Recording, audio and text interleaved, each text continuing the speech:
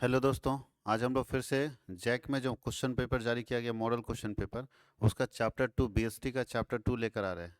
और मैं फिर से बता दूं कि कॉमर्स वर्ड हजारीबाग ने कॉमर्स के हर विषय का, इसको वन शॉट बोलिए कि एक ही शॉट में सारा क्वेश्चन क्लियर हो जाएगा, सारा टॉपिक क्लियर हो जाएगा, या क्वेश्चन बैंक का सॉल्यूशन बोलिए। लेकिन हर बुक हर सब्जेक्ट का क्वेश्चन बैंक का सॉल्यूशन मिलेगा, चाहे वो अकाउंट्स हो, चाहे वो बिजनेस स्टडी हो, चाहे इकोनॉमिक्स हो, चाहे ईटीपी हो, चाहे बिजनेस मैथमेटिक्स हो। हर सब्जेक्ट का, यहाँ तक कि सिर्फ कॉमर्स का ही नहीं, साइंस का और आर्ट्स का भी हमारे यहाँ चल रहा है। उसके लिए हमने अलग चैनल बना रखा है। तो अगर आपके कांटेक्ट में कोई साइंस के स्टूडेंट है या आर्ट्स के स्टूडेंट है, तो उनको भी बता दीजिए कि कॉमर्स का जो है उसके लिए CWH कॉमर्स के नाम से चैनल बना हुआ है। यानी आप जो वीडियो देखेंगे, ये वीडियो देख रहे होंगे, वो CWH कॉमर्स में देख रहे होंगे। दूसरा है CWH साइंस। अगर साइंस वाले स्टूडेंट है तो CWH साइंस बना हुआ है। और आर्ट्स के लिए CWH आर्ट्स बना हुआ है, याद रखना इस चीज़ को। आर्ट्स के लिए CWH आर्ट्स बना हुआ है। ये 3 चैनल अलग अलग है।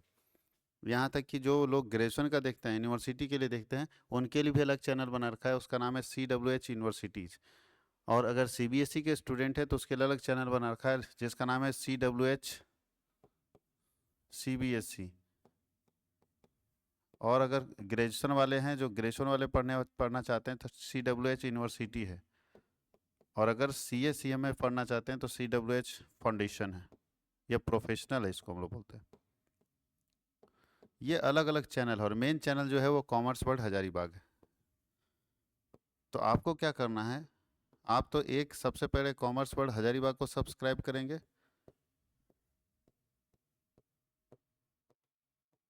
एक इसमें सब्सक्राइब करना ही करना है क्योंकि मेन चैनल है, और इसमें से किसी एक को सब्सक्राइब करेंगे जो आपके इंटरेस्ट का होगा। हो सकता है आपका दो में इंटरेस्ट हो तो आप दो का कर सकते हो सकता है जैसे कोई कॉमर्स पढ़ना चाहता है और प्रोफेशनल में जाना चाहता है, CSE में भी पढ़ना चाहता है, तो दोनों को सब्सक्राइब अपने हिसाब से आप कर सकते हैं, कोई दिक्कत नहीं। तो ये सारे चैनल सेपरेट सेपरेट दिए हुए हैं। ये जो आर्ट साइंस कॉमर्स देख रहे हैं वो 11 12 का ही सिर्फ वीडियो मिलेगा, दूसरा कोई वीडियो इसमें नहीं मिलेगा। साइंस में सिर्फ साइंस का वीडियो मिलेगा, कॉमर्स में सिर्फ कॉमर्स का वीडियो मिलेगा, आर्ट्स में सिर्फ आर्ट्स का वीडियो मिलेगा। अभी सारा में क्वेश्चन बैंक जो है वो फ्री है। 11th का या 12th का क्वेश्चन बैंक पूरा फ्री रहेगा, आप आराम से देखिए, उसका फ़ायदा उठाइए आप अपने एग्जामिनेशन में, और अच्छा स्कोर कीजिए आप अपने एग्जामिनेशन के लिए। तो चलिए उसमें उसी सिलसिले में हम लोग आज चैप्टर 2 देखने जा रहे हैं, BST का। ये कॉमर्स में BST का चैप्टर 2 है, principle of management. One shot हम लोग इसको मानेंगे क्योंकि एक ही शॉट में हमको किसको क्लियर कर देना है। तो प्रिंसिपल ऑफ मैनेजमेंट में सबसे पहले जो मल्टीपल चॉइस क्वेश्चन दिया उसको देखेंगे। उसके पहले हम लोग थोड़ा सा बेसिक चैप्टर के बारे में समझ ले। प्रिंसिपल ऑफ मैनेजमेंट इसका मतलब क्या है कि मैनेजमेंट करने के, मैनेजमेंट तो हम लोग पिछले क्लास में पढ़ चुके हैं, पिछले वीडियो में भी बता चुके हैं। मैनेजमेंट का मतलब था decision making. Management that means decision making. Management के अंदर क्या किया जाता है, डिसीजन लिया जाता है। तो डिसीजन लेने के कुछ रूल्स एंड रेगुलेशंस होते हैं, या कोई भी डिसीजन कभी भी किसी से ले लिया जाए, तो वही यहाँ पढ़ना है कि नहीं, डिसीजन लेने के भी कुछ रूल्स है, स्टेप्स है। उस स्टेप्स को फॉलो करना पड़ता है, उस स्टेप को ही फॉलो करना पड़ेगा, उस रूल्स को ही फॉलो करना पड़ेगा। जब तक आप रूल्स और स्टेप को नहीं जानेंगे, आप एक अच्छा डिसीजन मेकर नहीं बन सकते, एक अच्छे मैनेजर आप नहीं बन सकते। तो एक अच्छा मैनेजर बनने के लिए ज़रूरी है कि आपको एक डिसीजन मेकिंग का जो क्राइटेरिया है, डिसीजन मेकिंग का जो स्टेप्स है, उस स्टेप को फॉलो करना पड़ेगा, और उसी स्टेप के अकॉर्डिंग अपने डिसीजंस को इंप्लीमेंट करना पड़ेगा, लागू करना पड़ेगा। तभी आपका डिसीजन सक्सेसफुल होने वाला है, तभी आपका डिसीजन आपके गोल को अचीव करने में मदद करेगा। तो चलिए हम लोग डिसीजन लेते हैं। ध्यान ये रखना है कि जब आप मैनेजमेंट करते हैं, इसका मतलब ये नहीं कि आप सफल हो जाएं। मैनेजमेंट सफलता का कोई मूल मंत्र नहीं। ऐसा नहीं कि आपने MBA किया, जैसे हम लोग MBA किया और कहीं मैनेज करें कोई बात को, तो ज़रूरी नहीं कि हम सफल हो जाएं। हाँ, लेकिन डिसीजन तो लेंगे कि हम कैसे अपने लक्ष्यों तक लक्ष्यों तक पहुंच सकते हैं, कैसे अपने टारगेट को अचीव कर सकते हैं, ये आपको करना होगा मैनेजमेंट के अंदर। तो इसके कुछ प्रिंसिपल्स हैं, और मैनेजमेंट के प्रिंसिपल देने वाले व्यक्ति का नाम क्या है, किसने मैनेजमेंट प्रिंसिपल दिया है? हेनरी फ्योल ने दिया है। किसने दिया है? Henry Fayol. Principle of management के फादर का नाम है हेनरी फ्योल। और साथ ही साथ एक साइंटिफिक मैनेजमेंट भी है जिसके फादर का नाम है F W टेलर। देखिए यहाँ पहले ही लिख दिया है। प्रिंसिपल ऑफ मैनेजमेंट कौन है, किसने दिया है? हेनरी फ्योल ने। देखिए लिखा है कि हेनरी फ्योल के प्रबंध के सिद्धांत क्या हैं। यानी मैनेजमेंट प्रिंसिपल क्या है हेनरी फ्योल के? कितने प्रिंसिपल है? तो याद रखिएगा कि हेनरी फ्योल ने 14 प्रिंसिपल दिया है। आप लोग पढ़े भी होंगे, हेनरी फ्योल ने कितने प्रिंसिपल दिए हैं? 14 प्रिंसिपल दिया मैनेजमेंट का। हेनरी फ्योल सबसे father of principle of management इसको बोला जाता है, और इसने 14 प्रिंसिपल दिए हैं मैनेजमेंट करने के। आगे लिखा है कि प्रबंध के सिद्धांत क्या होते हैं, मैनेजमेंट प्रिंसिपल क्या होता है। 4 ऑप्शन दिया है, डायनेमिक होता है, फ्लेक्सिबल होता है, यूनिवर्सल होता है, और ऑल ऑफ दीज। तो याद रखिएगा मैनेजमेंट का जो प्रिंसिपल है वो चारों होता है। डायनेमिक इसलिए है क्योंकि समय समय पर ये परिवर्तित होता रहता है। फ्लेक्सिबल इसलिए है कि जब हम चाहें इसमें थोड़ा मोड़ा चेंज कर सकते हैं। यूनिवर्सल इसलिए है क्योंकि हर जगह पर लागू होता है। इसलिए all of this management principle तीनों है। आगे लिखता है wages given to workers in the traditional management. पुराने ज़माने में वर्कर को कैसे क्या मजदूरी दिया जाता था? मतलब पुराने ज़माने में जो वर्कर काम करते थे उसका सैलरी क्या होता था? लो होता था, मैक्सिमम होता था, हाई होता था, नन ऑफ दिस। आपको जानते पहले सब लोगों को सैलरी मिलता था लो, कम ना मिलता था। पहले कौन मजदूर हम लोग ढूंढते थे? पहले हम लोग ढूंढते थे जो जो ज़्यादा काम करे और कम पैसा लें, उसी आदमी को रखते थे। आज कंपनी क्या कर रही है? बोलते नहीं भैया, कम पैसा नहीं, काम बढ़िया पैसा बढ़िया। आज भी हम लोग अगर बिजली मिस्त्री ढूंढते हैं तो कौन बिजली मिस्त्री ढूंढते हैं बताइए? जो थोड़ा पैसा 200 रुपये ज़्यादा ले लेकिन काम ज़बरदस्त करके दे। तो आज के समय में मैक्सिमम हम लोग देखते हैं हाई रेट देते हैं वेजेस का। लेकिन पुराने ज़माने में लोग क्या करते थे? लो रेट वाला वर्कर ढूंढते थे। तो इसका आंसर होगा लो।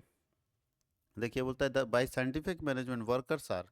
साइंटिफिक मैनेजमेंट से वर्कर को क्या हुआ? फायदा हुआ कि घाटा हुआ? साइंटिफिक मैनेजमेंट मतलब सिस्टमैटिक मैनेजमेंट, किसी चीज़ को सोच समझ के करना ही साइंटिफिक मैनेजमेंट होता है। तो साइंटिफिक मैनेजमेंट से वर्कर को फायदा हुआ है।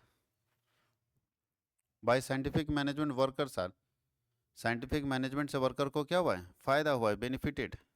ठीक है, क्योंकि सफ़र लॉस हो ही नहीं सकता, हानि हुआ ही नहीं, फायदा हुआ है साइंटिफिक मैनेजमेंट के लागू होने से। अगला क्वेश्चन, वैज्ञानिक प्रबंध के पिता कौन है? पर वैज्ञानिक प्रबंध के पिता भी बता चुके हैं, F.W. Taylor, Frederick Winslow Taylor. तो टेलर एक किले है, तो टेलर है साइंटिफिक मैनेजमेंट के father, F.W. Taylor. Frederick Winslow Taylor नाम है पूरा इनका।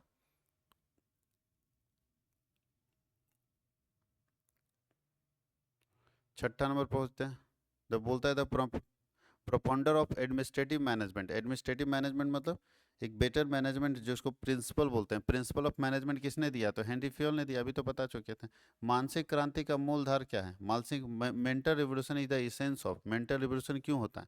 तो मेंटल रिवोल्यूशन आप कहाँ पढ़े? साइंटिफिक मैनेजमेंट में पढ़े। F.W. टेलर ने दिया था मेंटल रिवोल्यूशन के। जब तक आप अपने वर्कर के माइंडसेट को चेंज नहीं करेंगे आप इंडस्ट्री में ग्रोथ नहीं कर पाएंगे। तो इंडस्ट्री में ग्रोथ करने के लिए अपने वर्कर के माइंडसेट को चेंज करना पड़ेगा। उसी को हम लोग बोलते हैं साइंटिफिक मैनेजमेंट, और उसी को हम लोग बोलते थे मेंटल रिवोल्यूशन। जब तक मेंटल रिवोल्यूशन नहीं होगा तब तक आप साइंटिफिक मैनेजमेंट अप्लाई नहीं कर सकते। नेक्स्ट क्वेश्चन क्या है? बोलता है by scientific management profits are. Scientific management अगर हम लगाएंगे, सोच समझ के मैनेजमेंट करेंगे, सोच समझ के हर चीज़ के मेरिट और डिमेरिट को सोचते हुए समझते हुए मैनेजमेंट करेंगे, तो प्रॉफिट मेरा क्या होगा? बढ़ेगा, क्योंकि मेरा कॉस्ट घटेगा, मेरा लॉसेस घटेगा, तो प्रॉफिट क्या होगा? बढ़ जाएगा। हेनरी फ्यूल का जन्म कहाँ हुआ है? हेनरी फ्यूल का जन्म फ्रांस में हुआ है। कहाँ पे हुआ है? फ्रांस में हुआ है। हेनरी फ्यूल का जन्म फ्रांस में हुआ, याद रखना इस चीज़ को। हेनरी फ्यूल का जन्म कहाँ हुआ है? फ्रांस में। वैज्ञानिक प्रबंध से उपभोक्ताओं को क्या फायदा होता है? वैज्ञानिक प्रबंध से उपभोक्ता को लाभ होता है। तो याद रखिएगा वैज्ञानिक प्रबंध से सबको फायदा है, इसलिए कोई प्रभाव नहीं पड़ता। गलत है, शोषण होता है, गलत है, हानि होती, गलत है, सबको लाभ होता है सर। सोच समझ के अगर मैनेजमेंट होगा तो सबको फायदा है। समझिए कि सोच समझ के हम मैनेजमेंट कर रहे हैं तो मेरा लागत कम पड़ रहा है। और जब लागत कम पड़ रहा है तो सामान का कीमत भी तो हम कम ही ना रखेंगे, और जब सामान का कीमत कम रखेंगे तो कंज्यूमर को फायदा होगा, कस्टमर को फायदा होगा।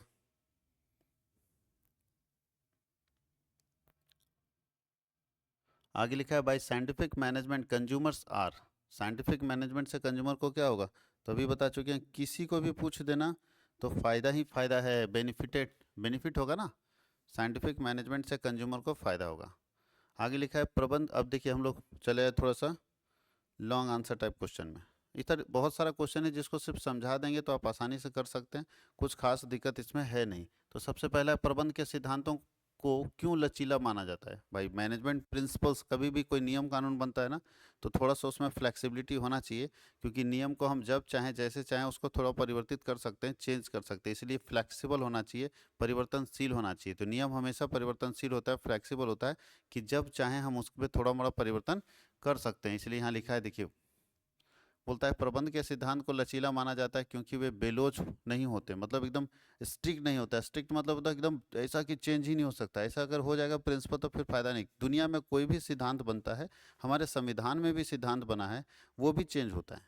तो याद रखिएगा सिद्धांत हमेशा परिवर्तन होने वाले होने चाहिए, रिजिड नहीं होने चाहिए। अगर प्रिंसिपल रिजिड हो जाएगा तो दिक्कत हो जाएगा।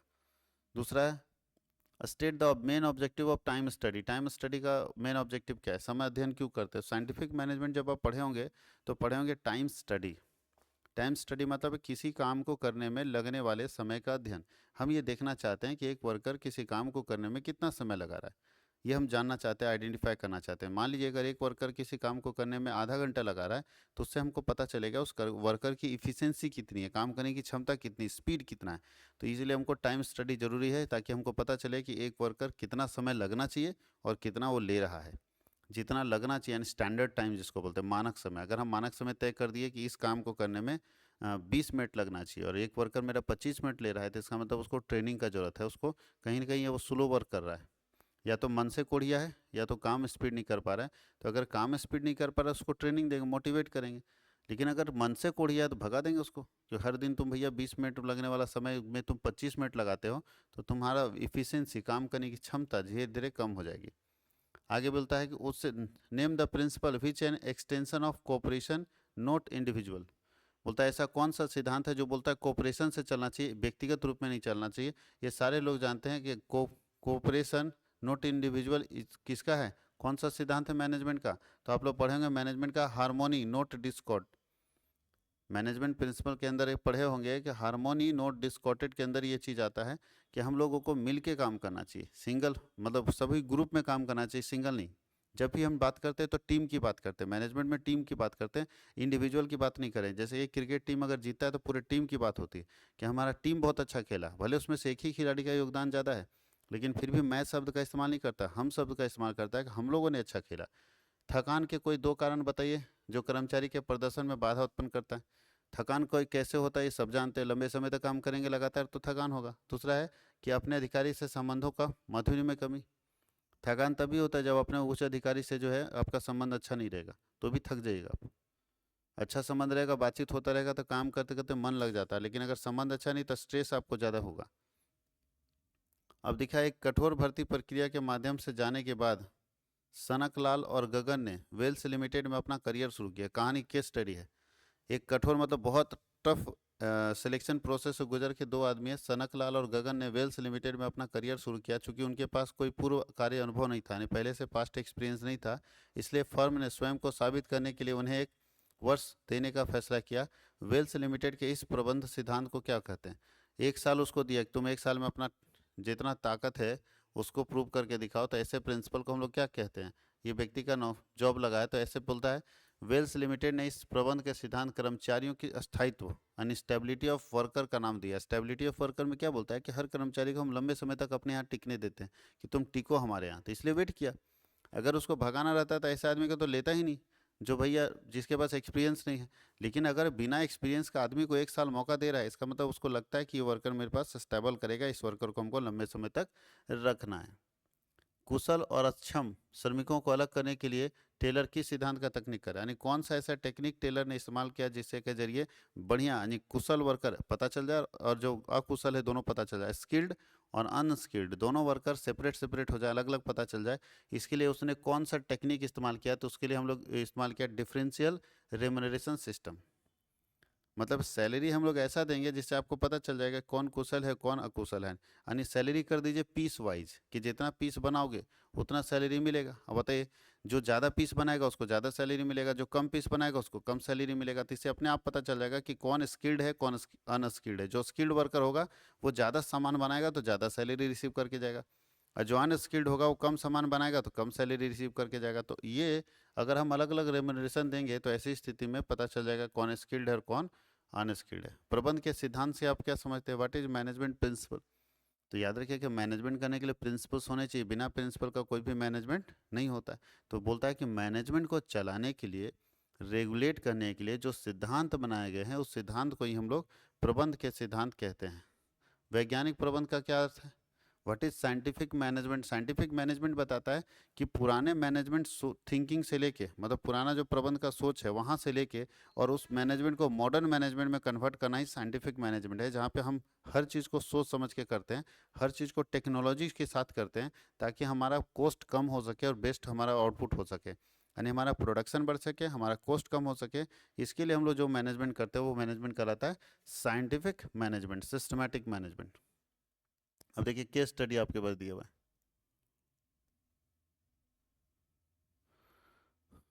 अब हम लोगों को यहाँ पे दिया है short answer type question. Short answer type question में बोलता है आदेश की एकता क्या है। याद बोलता है कि यूनिटी ऑफ कमांड का मतलब क्या होता है। याद रखिएगा जब भी आप प्रिंसिपल ऑफ मैनेजमेंट पढ़ते हैं तो यूनिटी ऑफ कमांड एक उसका प्रिंसिपल है। यूनिटी ऑफ कमांड का मतलब है कि किसी भी ऑर्गेनाइजेशन में जो ऊपर से कमांड करने वाला व्यक्ति होता है ना, एक होना चाहिए। अगर एक से ज़्यादा व्यक्ति कमांड करेगा तो क्या होगा, नीचे वाले लोग कंफ्यूज हो जाएंगे किसका बात माने।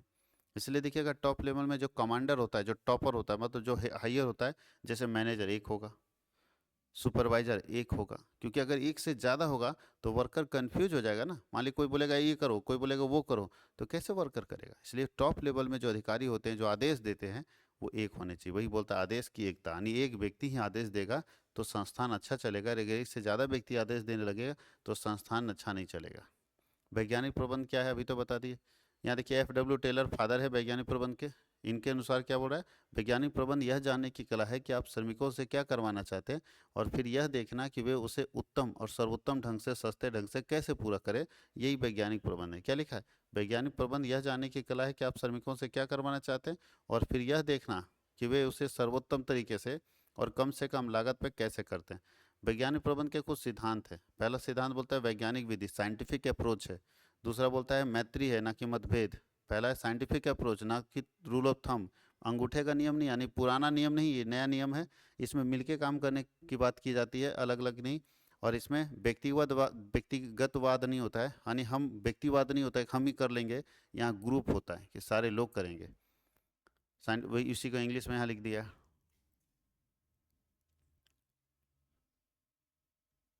चलिए तीसरा है, यदि कोई भौतिक और मानव संसाधनों के लिए उचित स्थान प्रदान नहीं करता है तो यह कौन से सिद्धांत का उल्लंघन है। अगर बोल रहा है कि कोई व्यक्ति भौतिक और मानव संसाधन के लिए स्थान प्रदान नहीं करता है तो इसमें से कौन सा सिद्धांत जो है उसका उल्लंघन किया गया, कौन सा सिद्धांत है उल्लंघन। इसको बोलते हैं व्यवस्था, ऑर्डर। आप लोग सुने होंगे प्रिंसिपल ऑफ मैनेजमेंट सबसे लास्ट अगर जाए तो 13 नंबर का प्रिंसिपल होता है ऑर्डर। तो ऑर्डर का यहाँ पे उल्लंघन किया है। अगर कोई व्यक्ति आप जगह नहीं दीजिएगा बैठने का, काम करने का जगह नहीं दीजिएगा, तो इसका मतलब आपके यहाँ अरेंजमेंट नहीं है, आपके यहाँ ऑर्डर नहीं है, आपके यहाँ व्यवस्था नहीं है। तो व्यवस्था वाले सिद्धांत का उल्लंघन होगा, जो कि 13 नंबर सिद्धांत होगा। प्रबंध के सिद्धांत के महत्व के संबंध में किन्हीं 4 बिंदुओं का वर्णन करें। प्रबंध का सिद्धांत का महत्व को 4 पॉइंट में लिखे। तो फर्स्ट पॉइंट होता है प्रबंधकों को वास्तविकता का उपयोगी सूक्ष्म ज्ञान प्रदान करना, कि रियलिटी क्या है वो बताना साइंटिफिक मैनेजमेंट का काम है। दूसरा है संसाधनों के अधिकतम उपयोग और प्रभावी प्रशासन के लिए जरूरी है, वैज्ञानिक निर्णय लेने के लिए जरूरी है, और प्रबंधन प्रशिक्षण, शिक्षा और अनुसंधान के लिए जरूरी है। वही यहाँ लिखा है। अब 5 नंबर क्वेश्चन में क्या बोल रहा है, explain the principle of scholar chain and gang plan. बोल गैंग प्लान और स्कॉलर चेन को समझाया। स्कॉलर चेन का मतलब होता है, ऐसा बनता है उसका पिक्चर, आप लोग देखे होंगे स्कॉलर चेन का पिक्चर, ऐसा बनता है स्कॉलर चेन का पिक्चर। ये क्या है, ये बता रहा है कि टॉप लेवल पे यहाँ डायरेक्टर बैठा हुआ है। ये एक पार्टी ये है, मान लीजिए दो हमारा काम होता है ऑर्गेनाइजेशन में, दो तरह की फैक्ट्री काम करती है, एक लेन ये है और एक ही लेन। मान लीजिए ये बनाता है गारमेंट्स और ये बनाता है, मान लीजिए इसको लीजिए स्टेशनरी। ठीक है, स्टेशनरी बनाता है, गारमेंट्स बनाता है। यहाँ कोई ऑफिसर बैठा हुआ है, सब वर्कर बैठा हुआ है, यहाँ भी वर्कर बैठा हुआ है। अब सवाल है, एक प्लांट जो हमारा इस तरफ का है गारमेंट का, इधर का वर्कर इधर वाले वर्कर से कैसे बात करेगा। तो बात करने का एक तरीका ये होगा, इसी रास्ते से जाएगा, ये अपनी बात पहुंचाएगा ऊपर वाले को, वो सीनियर को, वो अपने सीनियर को, वो अपने सीनियर को, वो अपने सीनियर को, फिर बात जा रही डायरेक्टर तक जाएगा, फिर ये अपने जूनियर को, जूनियर को, जूनियर जूनियर जूनियर जूनियर यहाँ पहुँच जाएगा। अब बताइए कि अगर ये कल परसों हड़ताल करना चाहता है, क्या करना चाहता है, हड़ताल, तो इस रास्ते से भेजेगा। तो जब डायरेक्टर को पता चलेगा कि हड़ताल करना चाहता है तो क्या डायरेक्टर अगला वाला को भेजेगा, भाई मेरे फैक्ट्री में तुम लोग ताला बंद करना चाहते हो और हमको भनक लग गया तो क्या हम दूसरे को भेजेंगे, नहीं ना, डायरेक्टर यहीं रोक देगा। अब इससे होगा क्या, ये वाला पोर्शन परसों हड़ताल में आ गया और ये पोर्शन काम में आ गया, तो डायरेक्टर इसका सैलरी काट देगा कि आधा लोग हड़ताल में आधा लोग काम में, तो हम नहीं मानेंगे। लेकिन अगर सारे लोग हड़ताल में आ जाए तब तो डायरेक्टर को मानना पड़ता है। तो ऐसी स्थिति में बोलता है कि कम्युनिकेशन कैसे करेंगे, तो कम्युनिकेशन का यही रास्ता आज तक था। लेकिन गैंग प्लान के कहता है कि इधर का ऑफिसर इधर के ऑफिसर से डायरेक्ट बात कर सकता है, इधर का ऑफिसर इधर के ऑफिसर से डायरेक्ट बात कर सकता है। उसको हम लोग बोलते हैं स्कैलर चेन या गैंग प्लान। स्कैलर चेन ये बताता है कि आप कम्युनिकेशन अपने ऑर्गेनाइजेशन में, अपनी इंडस्ट्री में कैसे रखते हैं, किस तरह से अपने संदेश को भेजते हैं, संदेश भेजने का तरीका क्या है, ये हम लोग पढ़ते हैं स्कॉलर चेन और गैंग प्लान के अंदर। अब देखिए केस स्टडी आपके पास है, बोल रहा है कि एक प्रतिष्ठित कॉर्पोरेट में शीर्ष स्तर पर कार्यरत उत्पादन प्रबंधक जो श्री राठौर फर्म के लिए कच्चे माल का आदेश देने की जिम्मेदारी रखते हैं। वित्तीय वर्ष 2017-18 के लिए आपूर्तिकर्ता पर निर्णय लेने के दौरान उन्होंने फर्म के सामान्य सप्लायर की बजाय प्रति यूनिट की उच्च कीमत पर अपने चचेरे भाई को ऑर्डर दे दिया। जब हम किसी ऑर्गेनाइजेशन में इस पद पर बैठे हुए हैं कि हम ही ऑर्डर देंगे कोई सामान खरीदने के लिए, अब हम क्या किए कि मार्केट में सही जो सप्लायर था उसको छोड़ के अपने ही भाई को ऑर्डर दे दिए, जो ऑर्डर के लिए दरों को कम करने के इच्छुक थे। यहाँ प्रबंधक के द्वारा किस सिद्धांत का उल्लंघन किया गया? तो बोलता है कि यहाँ प्रबंधक के द्वारा जो है एक सिद्धांत का उल्लंघन किया गया। आप लोग सिद्धांत पढ़ेंगे मैनेजमेंट प्रिंसिपल में कि कभी भी किसी ऑर्गेनाइजेशन में उच्च पद पर बैठे हुए व्यक्ति को अपने बेनिफिट के लिए बात नहीं करना चाहिए, सामान्य फायदे के लिए बात करना चाहिए। वही लिखा है कि यहाँ हम लोग देखिए व्यक्तिगत हित, यहाँ देखिए व्यक्तिगत कर्मचारी हितों का पर संगठन के हितों का को प्राथमिकता दी गई है, यानी व्यक्तिगत कर्मचारी का हित यहाँ पे नहीं है। यहाँ पे गौर कीजिएगा, अगर मार्केट में हम ऑर्डर देते तो महंगा पड़ता, अपने भाई को देखिए कम में दिया है, कम करने की इच्छुक है, मतलब जितना रेट है उससे कम में अब मेरा भाई चचेरा भाई कर दे रहा है, तो हम अपने चचेरे भाई को फायदा नहीं पहुंचा रहे, हम अपने ऑर्गेनाइजेशन को फायदा पहुंचा रहे हैं। तो यहाँ पे एक हमारा प्रिंसिपल है कि हमको अपने फायदे के लिए नहीं सोचना चाहिए, ऑर्गेनाइजेशन के फायदे के लिए सोचना चाहिए। तो यहाँ जो व्यक्ति उसने काम किया ये ऑर्गेनाइजेशन के फायदे के लिए सोचा, अपने फायदे के लिए नहीं सोचा, इसलिए अपने चचेरे भाई को ऑर्डर दे दिया क्योंकि उसका चचेरा भाई मार्केट से कम में करने के लिए तैयार था। निम्न को समझाइए, मानसिक क्रांति क्या है और पहल करने की क्षमता। मानसिक क्रांति का मतलब, मेंटल रेवोल्यूशन का मतलब क्या होता है कि लोगों के दिमाग को चेंज करना होगा। जब तक लोगों के दिमाग को आप चेंज नहीं करेंगे तब तक पॉसिबल ही नहीं है कि आप साइंटिफिक मैनेजमेंट और सिस्टमैटिक मैनेजमेंट अप्लाई कर देंगे। अगर नया मैनेजमेंट का टेक्निक अप्लाई करना है तो लोगों के माइंडसेट को चेंज करना पड़ेगा, लोगों के दिमाग को बदलना पड़ेगा, क्योंकि सोच पुराना है। अब पुराने वर्कर से आप नए तरीके के काम नहीं करा सकते, पुराने वर्कर से पुराना तरीका का काम होगा। तो सबसे पहले बोलता है उसका सोच बदलो। पहले वर्कर क्या करता था, बस उसको नौकरी का मतलब है जाना है, 8 घंटा बिताना और आना है। इंडस्ट्री रहे ना रहे, इंडस्ट्री कमाए ना कमाए, कोई मतलब नहीं उसको, उसको सैलरी चाहिए। लेकिन अब वर्कर को समझाया जाता है, देखो भाई इंडस्ट्री तभी ना जिंदा रहेगी जब आप कमाओगे, आप अच्छा मेहनत नहीं करोगे, इंडस्ट्री को अच्छा प्रोडक्ट बना के नहीं दोगे तो इंडस्ट्री प्रॉफिट में नहीं जाएगी। जब प्रॉफिट में नहीं जाएगी तो हम आपको सैलरी कहाँ से देंगे, हम आपका सैलरी बढ़ाएंगे कहाँ से बताइए। तो सैलरी अगर आप बढ़वाना चाहते हैं तो आप हमको प्रॉफिट ज़्यादा कमा के दीजिएगा तब ना हम बढ़ाएंगे। आप हमको प्रॉफिट कमा के दीजिएगा, हम आपको सैलरी बढ़ा के देंगे। जितना और कमा के दीजिएगा और सैलरी बढ़ाएंगे, और कमाइएगा और सैलरी बढ़ाएंगे। अगर ये आप वर्कर को समझाने में सक्षम हो गए, सफल हो गए कि जितना आप करोगे ना उतने से इंडस्ट्री बढ़ेगी, जब इंडस्ट्री बढ़ेगी तभी तो आप बढ़ोगे। तो ऐसी स्थिति में अगर ये बात वर्कर को समझा दिए कि ये इंडस्ट्री आपकी है, आप मेहनत करोगे तभी आपको फायदा मिलेगा, अगर आप मेहनत नहीं करोगे तो आपको सैलरी नहीं मिलेगा, आपको सैलरी कम भी आपका हो सकता है। और अगर ये बात वर्कर को समझाने में सफल हो गए तो इसी को बोलते हैं मानसिक क्रांति, उसके दिमाग को बदल दिए। वो ये ना सोचे कि मेरा सैलरी तो बन ही रहा है, इंडस्ट्री रहे ना रहे, अरे नहीं रहेगा तो कहाँ से मिलेगा सैलरी आपको, इंडस्ट्री लॉस में चल जाएगा तो कहाँ से मिलेगा सैलरी। इसलिए ये मत सोचिए कि ये इंडस्ट्री, जैसे सरकारी क्षेत्र में मानसिक क्रांति जरूरी है कि भाई हमारा, हम चाहे है ना सरकारी क्षेत्र रहे या बर्बाद हो जाए हमको सैलरी चाहिए। भाई अगर इंडस्ट्री ही नहीं रहेगा तो हाल क्या होगा, सरकार बेच दी ना एयर इंडिया, आप सरकारी कर्मचारी थे एयर इंडिया के, आज सरकार बेच दी, स्थिति खराब होगा तो बेचिए ना देगी। तो ऐसी स्थिति में आपको सैलरी कहाँ से मिलेगा, आप सरकारी से सीधा प्राइवेट नौकरी में आ जाएंगे।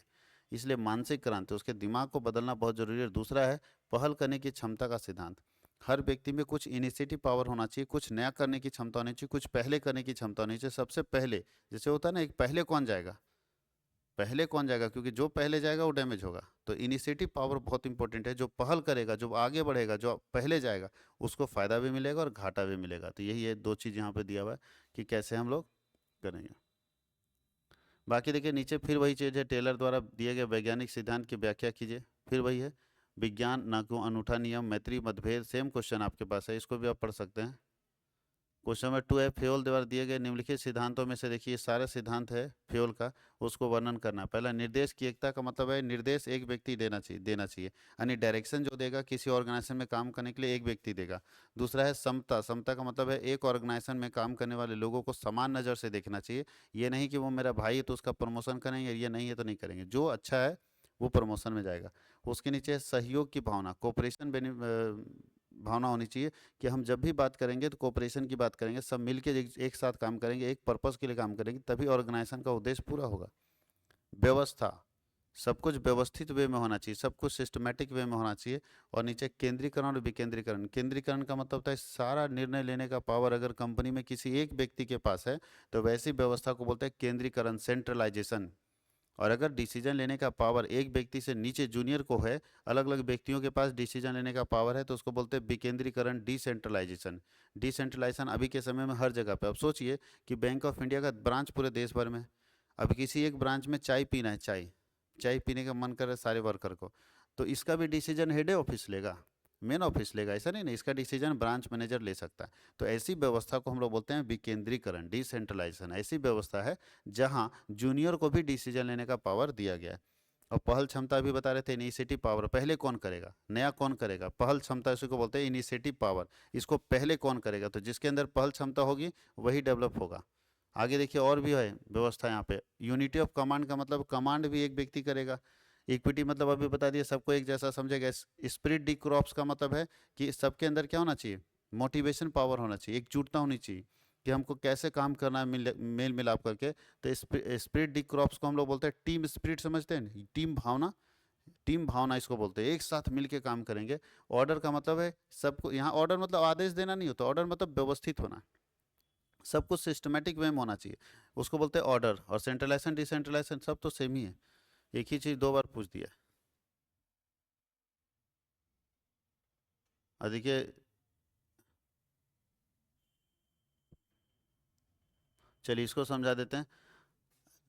जब साइंटिफिक मैनेजमेंट की बात करें ना, तो इसमें कुछ स्टडी है, जैसे टाइम स्टडी। टाइम स्टडी इसलिए करते थे ताकि हम ये देख पाएँ कि एक वर्कर तय समय के अंदर अपने काम को कंप्लीट कर पाता है कि नहीं कर पाता। उससे पता चलेगा कि एक वर्कर कौन है जो अच्छा वर्कर है, कौन है जिसको ट्रेनिंग का जरूरत है। दूसरा क्या है, गति अध्ययन, स्पीड स्टडी बहुत जरूरी है, मोशन उसको बोलते हैं। एक व्यक्ति के काम करने का स्पीड क्या है, काम तो कर रहा है, धीरे धीरे काम कर रहा है, नहीं, स्पीड को देखना पड़ेगा उसको, तो मोशन को देखना पड़ेगा। मोशन स्टडी करते हैं ताकि पता चले वर्कर कितने स्पीड से काम कर रहा है। और तीसरा है फैटिग स्टडी। हम ये स्टडी करते हैं कि एक वर्कर काम करते समय कब थक जाता है, जब वो थकता है तो उसको ब्रेक का जरूरत है, तो वो होता है फैटिग स्टडी। और होता है मेथड स्टडी, कि किस मेथड से काम हो रहा है, किस तरीके से काम हो रहा है, इसको स्टडी करते हैं ताकि एनालाइज कर सकें कि कौन वर्कर बढ़िया है और कौन वर्कर खराब है। इसके आधार पर पता चलता है किसको ज़्यादा सैलरी मिलना चाहिए, किसका प्रमोशन होना चाहिए, किसका डिमोशन होना चाहिए, इस आधार पर मिलता है। और बोलता है सरलीकरण, सिंप्लीफिकेशन ऑफ वर्क।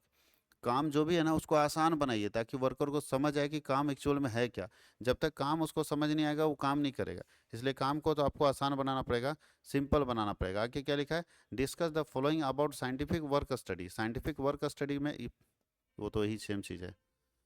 अच्छा, टेलर और फेयोल के बीच में जो उनका कंट्रीब्यूशन है, उसमें जो डिफरेंसेस है वो डिफरेंस को यहाँ पे लिखना है कि टेलर और फेयोल्स में आपस में क्या डिफरेंस है। तो डिफरेंस भी आपको बताए थे कि अगर नोट्स मेरा खोल के देखेंगे तो नोट्स में भी आपको दिख जाएगा कि टेलर और फेयोल के कंट्रीब्यूशन में क्या अंतर है। तो आपको वहाँ नोट्स में अवेलेबल मिल जाएगा, बाकी इधर कुछ खास नहीं है। पढ़ते रहिए। कुछ लॉन्ग वाला, लॉन्ग वाले में इतना लंबा लंबा है कि आराम से बैठ के आप पढ़ सकते हैं, बहुत सारा है। वैज्ञानिक प्रबंध की विशेषता पूछ रहा है टेलर, और पांच समानता पूछ रहा है टेलर और फ्योल में पांच समानता क्या है, वैज्ञानिक प्रबंध की विशेषता क्या है, तो इधर कंप्लीट हो जाना चाहिए। अगले क्लास में हम लोग रहेंगे बिजनेस इन्वायरमेंट में, अगले वन शॉट में हम लोग रहेंगे बिजनेस इन्वायरमेंट में।